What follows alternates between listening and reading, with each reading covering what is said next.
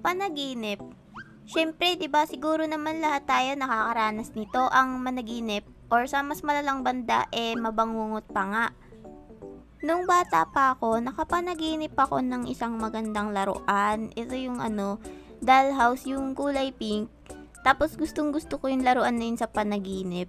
Then, nung nagising ako, medyo gising na ako noon, pero yung mata ko medyo nakapikit, so hindi ko pa nakikita yung paligid. Tapos kinapaka-pako pa yung paligid, kaso mukha pala ni Lola yung nakapako. Tapos nilamusak ko pa, galit na galit tuloy siya sa akin. Madalas rin ako noon na maihi sa kama ko dahil sa panaginip ko. Lalo na nung 7 years old pa lang ako. Paano ba naman kasi akala ko gising na ako noon tapos pumunta ako sa CR pero hindi pala yung totoo kasi nasa panaginip pa rin ako. Kaya naihi ako sa higaan ko, lagi na lang ganun gabi-gabi. Yung nagigising ako na yung ihi ko abot na hanggang likod ko, tas basang-basa na yung kama ko. Then, one time noon, naihi ako habang tulog. Tas bigla na lang akong na-teleport sa isang magandang swimming pool sa panaginip ko. Tapos, may nakita pa akong mga isda, tapos sea turtles.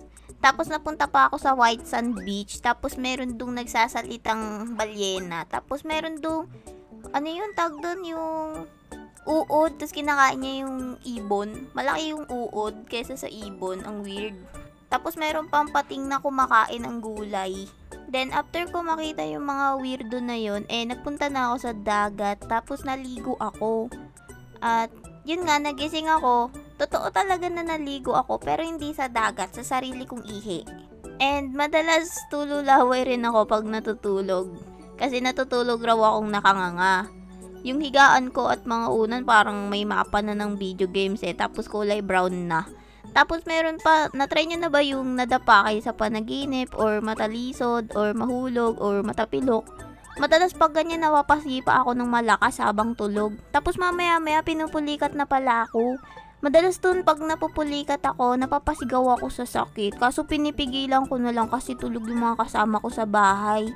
Kasi ba naman, paano ba naman kasi? Yung ugat parang naiipit dun sa binti mo, sobrang sakit nun. So, ayun, na-try nyo na rin ba yung mga ganitong experience sa panaginip nyo o kaya sa pagtulog nyo? Kwento nyo naman dyan sa comment section sa baba para malaman ko rin yung mga panaginip experience nyo at pwede ko rin yan ma-featured sa next na episode nito. Yun lang, salamat, paalam!